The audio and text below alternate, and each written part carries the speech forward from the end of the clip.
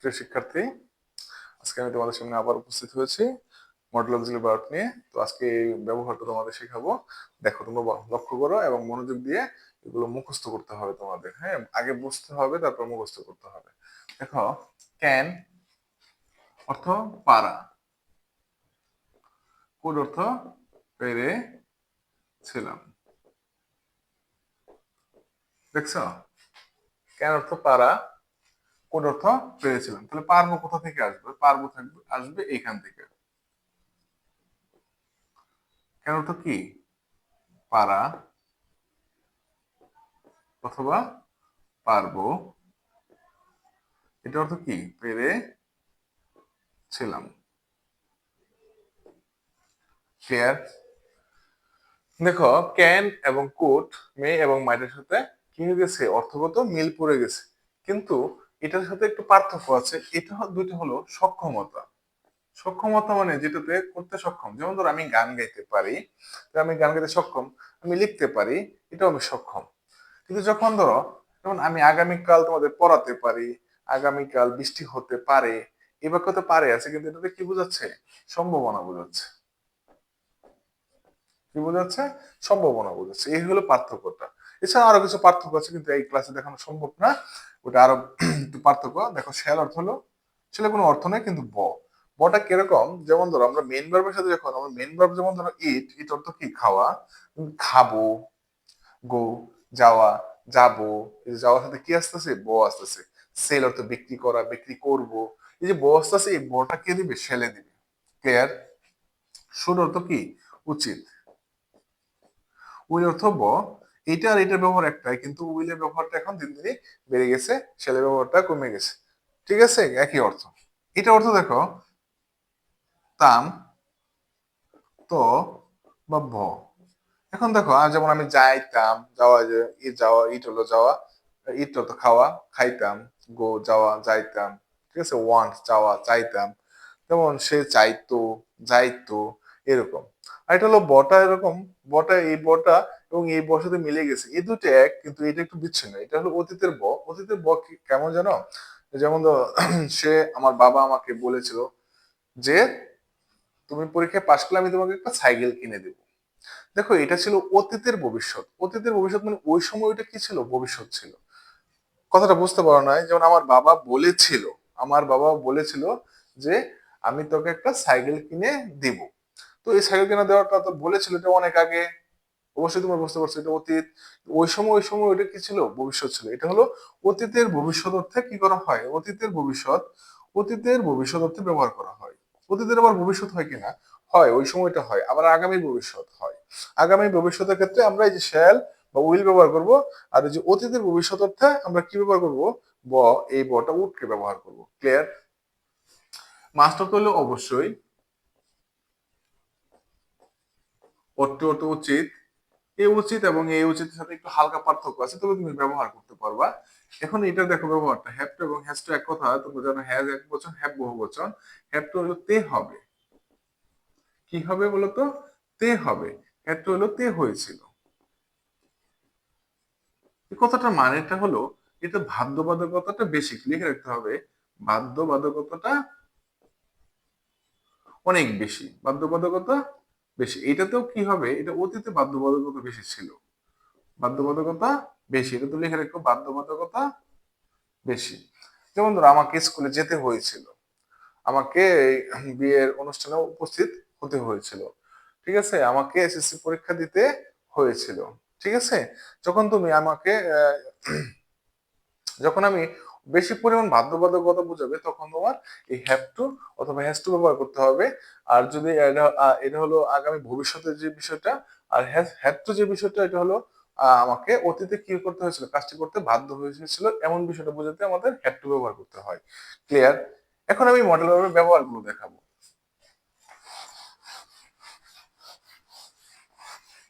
দেখো, মডেল ভার্বের ব্যবহারটা এমন। মডেল ভার্বের যে আমি যখন দেখবো এই অর্থগুলো কি আছে, একটা বাক্যে উপস্থিত আছে, তখন আমি মডেল ভার্বের অর্থ, স্ট্রাকচারটা ব্যবহার করবো। স্ট্রাকচারটা একটু দেখো। স্ট্রাকচারটা এমন: সাবজেক্ট, প্লাস মডেল ভার্ব, ভার্বের পরে আমার ভার্বের বেস ফর্ম মানে প্রেজেন্ট ফর্মটা দিতে হবে। আমি সম্পূর্ণটা লিখলাম না, প্লাস অবজেক্ট থাকলে থাকবে, না হলে আমাদের কি করতে হবে, তুমি এই বিষয়টা মনে রাখতে হবে যে এই যে সাবজেক্টটা পাচ্ছ, ভার্বটা পাচ্ছ, এই ভার্বের সাবজেক্টটা কি করতে হবে, কাজ করতে হবে, কাজ করবে। তার মানে এটাকে আমরা কি পড়াইছিলাম, সক্রিয়, মানে সাবজেক্ট কি এখানে কাজ করে, সক্রিয় জিনিসটাকে বোঝাতে থাকে। ঠিক আছে, তো দেখো আমি যেমন আমি কাজটি করতে পারবো, তো আমি কাজটি করতে পারবো। তো এখানে পারা কথাটা আছে, অবশ্যই আছে, পারবো কথাটা আছে, তাহলে আমি ক্যান এর ব্যবহার করবো। তাহলে আমি মডেল ভার্বের ব্যবহারটা করবো। কে কাজটা করতে পারবে, সাবজেক্ট কে, আই। সাবজেক্ট পরে কি দিব, আমি মডেল ভার্ব দেবো। এই মডেল কোনটা আছে, ক্যান, আই ক্যান। এখন কি কাজ, কোনটা কাজ, করা, I can do the work. তোমাদের মাঝে হইতে পারে স্যার আমার প্রশ্ন করতে পারো যে ওয়ার্ক আছে ভার্ব, কিন্তু না, আমি যখন এই যে আর্টিকেলের পরে শব্দ যেহেতু ব্যবহার করছে ওয়ার্ক, সেহেতু সে কি হয়ে গেছে, কাজ, এখানে কাজ করা না, কাজ হয়েছে। এই কাজের সাথে টি আসছে, কাজটি, এটা ভার্ব না, এটা নাউন হয়ে গেছে। আর ডুকে আমি কি করবো, ব্যবহার করছি ভার্ব হিসেবে ব্যবহার করছি। ডু অর্থ জানো আমরা করা, ঠিক আছে, আমি কাজটি করতে পারি। যেমন আমি রান্না করতে পারি, তো আমি রান্না করতে পারি, দেখো আমি রান্না করতে পারি, তাহলে আই ক্যান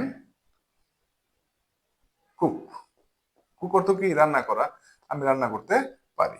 ঠিক আছে, বুঝতে পারছো আশা করি। যেমন ধরো আমাদের যাওয়া উচিত, ধরো আমাদের যাওয়া উচিত, এই বাক্যটা দেখো, তাহলে এখানে কাজে যাওয়া উচিত আমাদের, তাহলে উই, আমি কি দিব, মডেল ভার্ব দিব। উই শুড, যেহেতু উচিত আছে আমার মডেল ভার্বে চলে যাবে, উই শুড গো, আমাদের যাওয়া উচিত। তো এখন যদি বলি আমাদের যেতে হবে, তাহলে কি বলবো আমরা, ইংরেজিটা আমাদের যেতে হবে। ধরো আমি এভাবে বললাম, আমাদের যেতে হবে।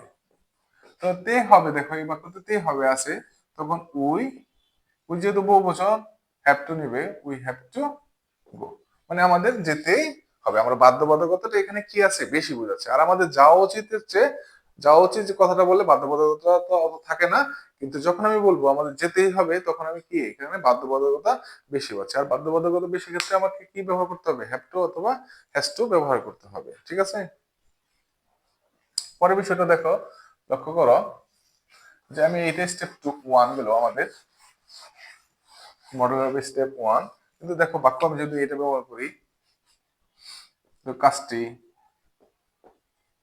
করা উচিত, একটা বাক্য, 2, ঠিক আছে, পরে মাছ গুলো ধরা উচিত, পরে তোর 3 নম্বর, ট্রাফিক আইন মান্য করা উচিত। ঠিক আছে, এই কয়েকটা ব্যবহারটা দেখলে তুমি বুঝতে পারবা। পরে তো অনেক তোমাকে এক্সারসাইজ করতে হবে। বিষয়টা খেয়াল করো, যখন তুমি এই বাক্যগুলো ব্যবহার করছো, ঠিক একই পূর্ব নিয়মের মতন, যখন তুমি দেখতেছো বাক্য মনে ভাব কি হয়ে গেছে, পূর্ণ হয়ে গেছে, কিন্তু বাক্যতে কি নেই, যে যে কাজ করবে সে নেই, তখন এই বাক্যগুলোকে কি করতে হয়, স্টেপ 2 বা স্ট্রাকচার 2 কি করতে হয়, প্রয়োগ করতে হয়, তাই তো। স্ট্রাকচার 2টা তুমি এভাবে মুখস্থ করবা, যে সাবজেক্ট দিবা, মডেল ভার্ব দিবা, মডেল ভার্ব পরে কি দিবা, দেওয়ার পরে ভার্বের থ্রি দেবো, এক্সটেনশন দেবো। দেখো এখানে ভার্বের থ্রি আসছে, কারণ এটা নিষ্ক্রিয় বাক্য সবসময় ভার্বের থ্রি আসে। এই যে বিটা আসছে, মডেলের পরে যে বি আসছে এবং বি এর পরে যে ভার্বের থ্রি আছে, এটাই সাবজেক্টটাকে কি বানায় ফেলতেছে, নিষ্ক্রিয় বানাতে কি করতেছে, সাবজেক্ট কাজ করতেছে। নিষ্ক্রিয় সাবজেক্টটাকে কি করতে মানে ফেলতেছে, নিষ্ক্রিয় বানাতেছে। নিষ্ক্রিয় বলতে কি বোঝাচ্ছিলাম, যে এই যে ভার্বের থ্রি কাজটা, এটা তো কাজ, এই কাজটা সে করতে পারবে না, কিন্তু সাবজেক্ট হিসাবে সে বসবে। দুইটার সাথে বাংলায় কি থাকবে, কে থাকবে, তোমরা জানোই। তো এখানে দেখো কাজটিকে করা উচিত, কাজটিকে করা উচিত, তো কি কাজটি, ইংলিশ কি, দ্য ওয়ার্ক, আমরা কি ব্যবহার করবো, কাজটি করা উচিত, যেহেতু উচিত আছে তাহলে আমি শুড ব্যবহার করবো, দ্য ওয়ার্ক শুড। আমি কি ব্যবহার করবো, বি ব্যবহার করবো, বি এর পরে verb three, do did done, the work should be done, কাজটি করা উচিত। এবং মাছগুলোকে ধরা উচিত, মাছগুলোকে ধরা উচিত, তাহলে ফিশেস, আমি কি ধরা উচিত ব্যবহার করছি, শুড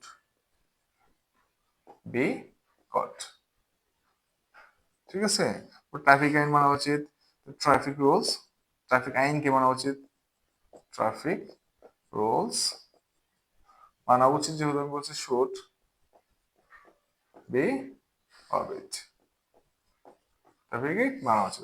এখন যদি আমি বলতাম, দেখো একটু বিষয়টা খেয়াল রাখতে হবে, যখন আমি শুডের পরে মডেল ভার্বের পরে বি দিব, বি এর পরে ভার্বের থ্রি দিব, তখন সাবজেক্ট কি হয়ে যাবে, কাজ করতে পারবে না। মানে এটার সাথে কে দিতে হবে, কে দিতে হবে, ট্রাফিক আইনকে মানা উচিত। ট্রাফিক আইনকে, ট্রাফিক আইনই মানবে না, ট্রাফিক আইনকে মান্য করা উচিত বা মানা উচিত। ক্লিয়ার? আশা করি তোমরা বুঝতে পারছো। এরকম আরো অনেক অনেক বাক্য তোমাদের কি করতে হবে, নিজস্বভাবে তৈরি করতে হবে, অথবা আমার সাহায্য নিতে পারো। যেমন বইগুলো পড়া উচিত, ঠিক আছে, রাস্তায় গাছ, বেশি বেশি গাছ লাগানো উচিত, পরিবেশ দূষণ করা উচিত না, ঠিক আছে, এরকম আমরা নিতে পারি। আমাদের এই যে দেখো, আমি যদি এখানে হ্যাভ টু অথবা হ্যাজ টু একটা বাক্য ক্রিয়েট করি, তাহলে কি হবে? যেমন ইংরেজি, ইংরেজি কি করতে হবে, আমাদের বুঝতে হবে, ইংরেজি আমাদের বুঝতে হবে, তে হবে এখানে আছে, ইংরেজি আমাদের বুঝতে হবে। তো ইংলিশ, ইংরেজিকে বুঝতে হবে, ইংলিশ এক বচন, has to be understood, English has to be understood, ইংরেজিকে কি করতে হবে, বুঝতে হবে, অথবা English has to be realised, কি দিতে পারি আমি, রিয়েলাইজড, যেটি দিলে হবে, অ্যাসিড দিলে হবে, ঠিক আছে, English has to be realised, মানে ইংরেজিকে বুঝতে হবে, ইংরেজি বুঝবে না, ইংরেজিকে বুঝতে হবে। ঠিক আছে, আশা করি ভালো আছো, আশা করি বুঝতে পারছো। ঠিক আছে, পরবর্তী ক্লাসে আবার দেখা হবে, এবং এই পরবর্তী ক্লাস পর্যন্ত তোমাদের কি করতে হবে, প্রচুর পরিমাণ বাক্য গঠন করতে হবে, এবং তো সেগুলো এক্সারসাইজ করতে হবে। ঠিক আছে, সেই পর্যন্ত, পরবর্তী ক্লাসে আবার দেখা হবে, সেই পর্যন্ত ভালো থেকো।